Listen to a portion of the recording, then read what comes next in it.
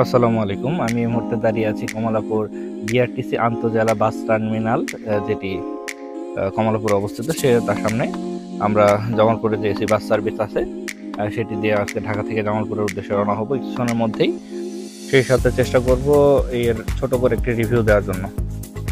আন্তজেলা যে বাস কাউন্টারটি আছে, আপনি ভিতরে প্রবেশ করলে জামালপুরের আলাদা করে কাউন্টার পেয়ে যাবেন।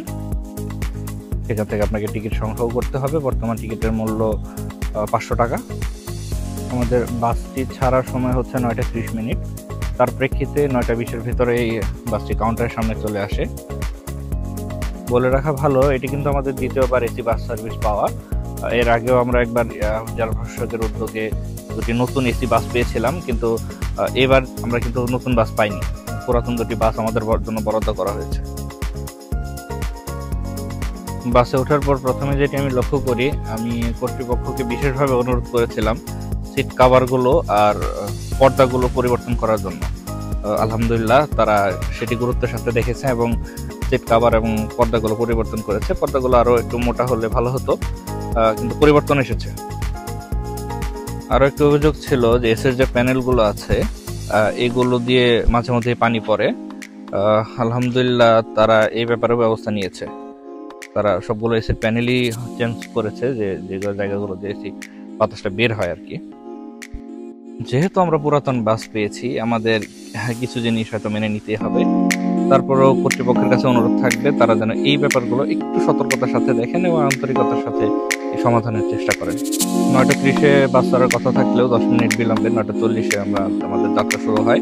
আমরা যেতে যেতে বাকি কথাগুলো বলবো। আশা করি পাশে থাকবেন। আমার কোনো ভুল ত্রুটি হলে সেগুলো আপনারা আমাকে জানাবেন, আমি সমাধানের চেষ্টা করব। কমলাপুর থেকে মাত্র 9 জন যাত্রী নিয়ে যাত্রা শুরু করলেও আমরা উত্তরা পর্যন্ত যেতে যেতে মোটামুটি বাস পুরোটাই ফিল আপ হয়ে যায়। তো যাত্রী সংকটের যে ব্যাপারটি উঠে এসেছিল এতদিন যাবৎ, সেটি কিন্তু আমরা পাইনি।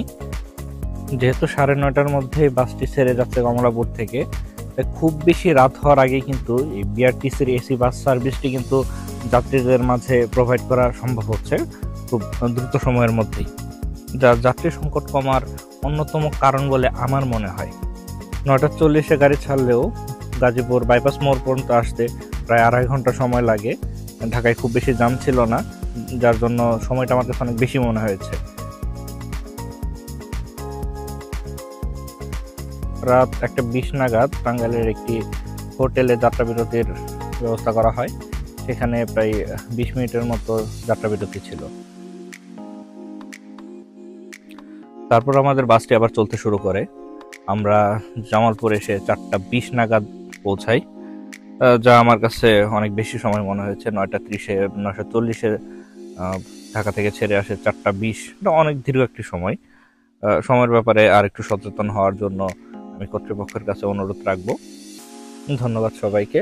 দেখা হবে, কথা হবে অন্য কোনো ভিডিওতে। সে পর্যন্ত ভালো থাকবেন, সুস্থ থাকবেন, আমাদের জন্য দোয়া করবেন।